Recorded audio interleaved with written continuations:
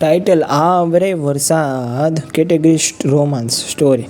વરસાદની ઋતુ શરૂ થતાં ઝરણાની નજર એકાએક અટારી તરફ દોડી જ હતી. આજે પણ તે અટારી પાસે ઊભી દૂર સુધી રાહ જોઈ રહી હતી. આકાશ વાદળાઓથી છવાઈ ગયું છે. દૂરથી આવતી મંદ મંદ ભીની માટીની ખુશ્બુએ ઝરણાના ઉલ્લાસમાં ઉમેરો કર્યો. એણે ઊંડો શ્વાસ ભર્યો. ઝરમર ઝરમર વરસાદ શરૂ થયો. ઝરણાએ હાથ લંબાવી પાણીને હથેળીમાં ઝીલવાનો પ્રયત્ન કર્યો. હથેળી ઉપર ફોરા પડતા એનું મન પંખીની જેમ વતનમાં પહોંચી ગયું. ઝરણા વર્તમાનને ભૂલી અતાતના ખોળામાં બેસી ગઈ. ગામ છોડીએ એક દશકો થવા આવ્યો, છતાંય ગામનું એ ચોમાસું તેના અંતરના એક ખૂણામાં આજે પણ અકબંધ જળવાઈ રહ્યું હતું. ગામના એ વરસાદ સાથે તેને એક અજીબ લગાવ હતો. તેણે ગામના વરસાદને મન ભરીને માણ્યો હતો. શહેરમાં આવતા તમામ આવ્યા પછી જ્યારે વરસાદ આવતો ત્યારે વરસાદને ઝીલવા તેનું હૈયું તલપાપડ થઈ ઉઠતું. આજે આ બધા મધુર દિવસો સૂકા પર્ણના પેઠે ખરીને ધૂળમાં મળી ગયા હતા. તે સમયે જે આનંદનો ક્ષય કોક્ષ લાગતો તે ક્ષણે ક્ષણ કરીને ખાલી થઈ ગયો હતો. વરસાદ આવે, આંધી અને ગાજવીજ સાથે વરસાદ વરસે ત્યારે નાની ઝરણા હરખાઈ ઉઠતી. ફળિયાના બધા છોકરા છોકરીઓ વરસાદમાં પલળવા નીકળી પડતા હતા. ખાબોચિયામાં ભરાયેલા પાણી એકબીજા ઉપર નાખી તોફાન મસ્તી કરતા. ઝરણા ભંજાયેલી ઘરે આવતી ત્યારે તેની બા બોલતી, અરે છોકરી, આમ વરસાદમાં પલળતી રહીશ તો ક્યાંક માંદી પડીશ, માંદી. ઝરણાના પિતા ઝરણાનો બચાવ કરતા બોલ્યા, પહેલો વરસાદ છે, બધા છોકરા રમે છે, રમવા દે, ભલેને પલળતી, કશું કોઈ આમ માંદું પડતું નથી. પિતાજીની વાત સાંભળતા ઝરણા ફરી પાછી વરસતા વરસાદમાં ફળિયામાં દોડી જતી. વરસાદના ઝરમર ટીપા મોટા થઈ ટપકવા લાગ્યા અને થોડી જ વારમાં લાંબી ધારે વરસાદ વરસવા શરૂ થયો.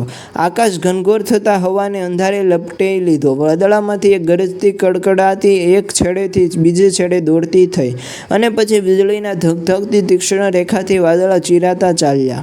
ઝરણાના ચહેરા પર ઠંડા પાણીની છાલક વાગી. ઝરણાને કલરવ યાદ આવી ગયો. કલરવના પિતાની બદલી પ્રાથમિક શાળામાં થતાં તે ઝરણાના ઘરની બાજુમાં રહેવા આવ્યા હતા. તે સમયે ઝરણા અને કલરવ એક જ વર્ગના વિદ્યાર્થી હતા. શરૂઆતમાં કલરવને ગામમાં અજાણ્યું લાગતા તે કોઈ સાથે ખાસ બોલતો નહોતો. નિશાળેથી સીધો ઘેર આવી તેની બા સાથે જ રહેતો. ઝરણા તેને સાથે રમવા બોલાવતી તો શરમાઈ જતો. આછા બોલો, રૂપાળો હોઠ હંમેશા બિડાયેલ રહેતા, પણ એની આંખ ઘણું બધું કહી જતી. એના સંકોચનશીલ અને શરમાળ સ્વભાવને લીધે એ ઝરણાને ખૂબ ગમતો. બસ ગામના બીજા છોકરા પર ક્યારેય ન જન્મી હોય તેવી મમત, એક અજીબ ભાવ ઝરણાને કલરવ માટે હતો. ઝરણાના પિતા ગામના સરપંચ હતા એટલે સમય પસાર થતાં બંને ઘેર વચ્ચે સુમેળ બંધાયો.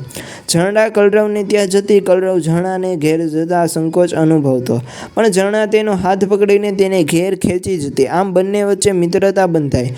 કલરવને ગામમાં હવે એકલવાયું લાગતું નહોતું. ફળિયાના દરેક છોકરા તેના ભેરું બની ગયા હતા.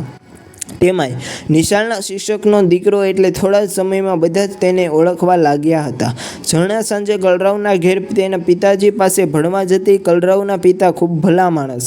ફળિયાના દરેક છોકરાને સાંજે તેના ઘરે બોલાવી બદલાની અપેક્ષા વિના ભણાવતા. આમ થોડા જ વખતમાં ગામમાં તેનું નામ જાણીતું થયું. બધા છોકરાઓ ચોમાસાની ઋતુમાં સીમામાં જતા. ઝરણા અને કલરવ હંમેશા સાથે સાથે જ રહેતા.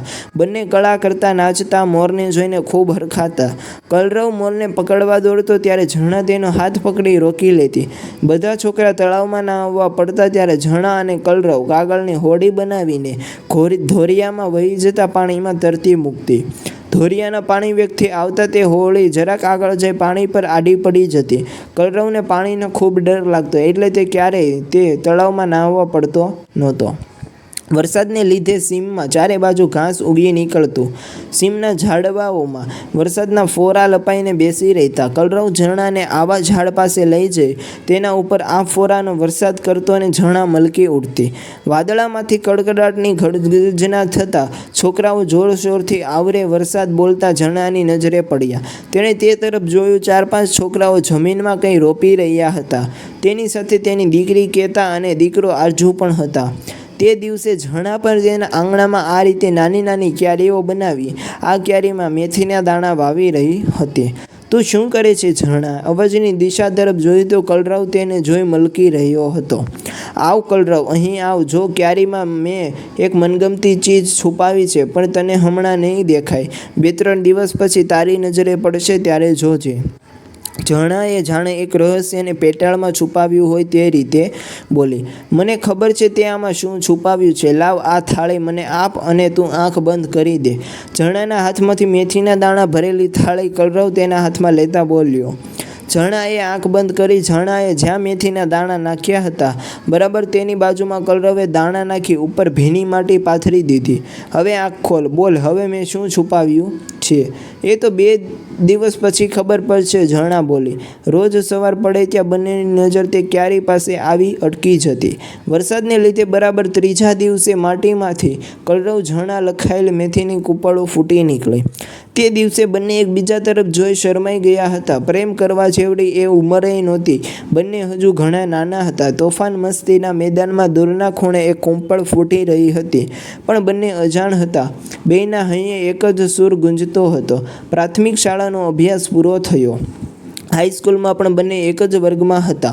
કલરવ ભણવામાં ખૂબ હોશિયાર, વિવેકી પણ એટલું જ. સ્કૂલમાં છોકરા છોકરીઓ એકબીજા સાથે ખાસ બોલતા નહીં.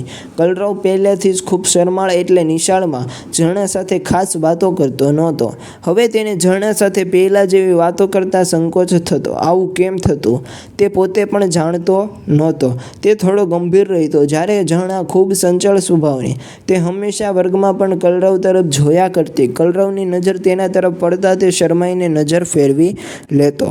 તું ખૂબ ઓછું બોલે છે, ઝરણા હંમેશા ફરિયાદ કરતી.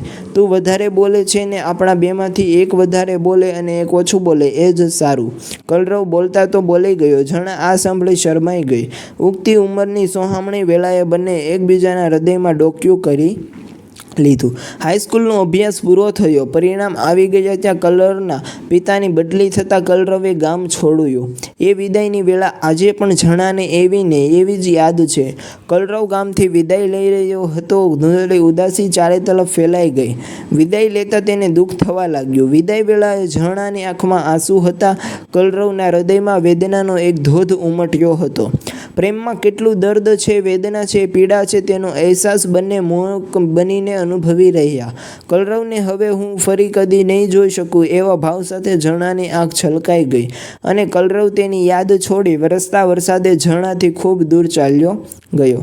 પછી ઝરણાના લગ્ન થયા. પરણીને સાસરે આવી, પણ તે કલરવને ગામના ચોમાસાને કદી ભૂલી શકી નહીં. જ્યારે વરસાદ પડતો ને એક ચહેરો તેની આંખ સામે તરી આવતો. ગામમાં કલરવ સાથે પસાર કરેલા એ મધુર દિવસો એક પછી એક ચલચિત્રની જેમ પસાર થઈ જતા. ઝરણાને લગ્ન પછી અવારનવાર ગામમાં જવાનું બનતું. જૂના સ્મરણો યાદ કરતાં તે કલરવ વિશે માહિતી મેળવવાના અનેક પ્રયાસો કરતી, પણ કલરવના કોઈ સમાચાર તેને જાણવા મળતા નહોતા.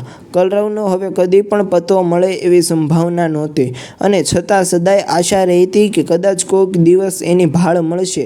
અને ખરેખર એક દિવસ અચાનક જ કલરવના સમાચાર મળતા ઝરણાની આંખમાંથી ટપ આંસુ સરવા લાગ્યા. કલરવ હવાની પાંખે ઉડી પરદેશ જતો રહ્યો હતો અને ત્યાં જ સેટલ થયો હતો. કલરવ તેને યાદ કરતો હશે કે પછી વિદેશની ધરતી પર જઈ વિદેશના રંગે રંગાઈ ગયો હશે. ઝરણા ઝરૂખે ઊભી રહી વરસતા વરસાદ તરફ જોઈ રહી હતી. ત્યાં બહારથી ભીંજાઈને આવેલા કેતા અને આરજુ ઝરણાને વળગી પડ્યા. ઝરણાના રોમરોમમાં આનંદની લહેર દોડી ગઈ. તેણે બંનેને બાથમાં લઈ લીધા. બહાર વરસાદ મન મૂકીને વરસી રહ્યો હતો.